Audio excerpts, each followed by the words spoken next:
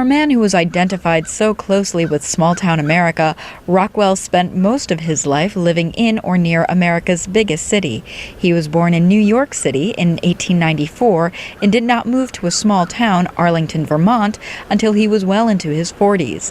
He spent the final 25 years of his life in Stockbridge, Massachusetts, and this is where his museum is located. It does not take long for a visitor to the museum to realize that the lives of small-town people are Rockwell's favorite subjects. Audrey Manring is director of communications at the Rockwell Museum. She says he often asked people he knew to pose for him.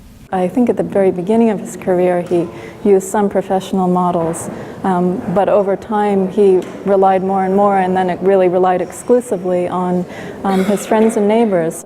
Claire Williams once posed as a model for an advertisement that Rockwell illustrated. It happened 50 years ago, but the memory remains fresh in her mind today. Many times he called you himself to come and model. He'd pick up the phone and just call you and set up a time and you'd go. In addition to being a keen observer of people, Rockwell was good at capturing the beauty and the humor in the seemingly ordinary. He once said, "If there was a sadness in this creative world of mine, it was a pleasant sadness. If there were problems, they were humorous problems."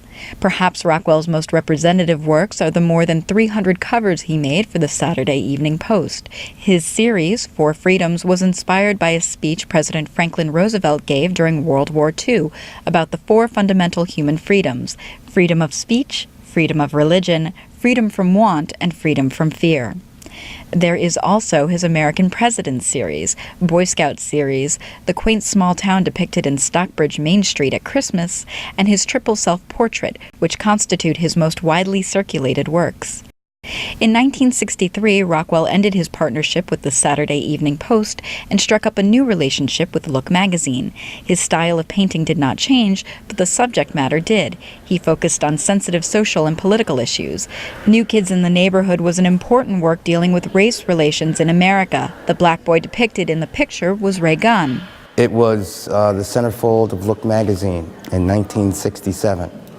This one particularly was dealing with integration in an all-white neighborhood in Park Forest, Illinois. It's a suburb of Chicago, as I've come to know. From the black children's white cat to the white children's black dog, the busy work of the movers and the neighbors peering out their windows in the background, each detail of the illustration creates an atmosphere of tension. Little did 13-year-old Ray and his 7-year-old cousin Tracy know that they would become a part of America's civil rights history. Rockwell died in 1978 at the age of 84. In the years since his death, his work has retained its tremendous appeal. Every year, hundreds of thousands of people flock to this museum to see the work of a man whose brush eloquently told the story of his America. For producer Joseph Mock in Stockbridge, Massachusetts, Ruth Reader, VOA News.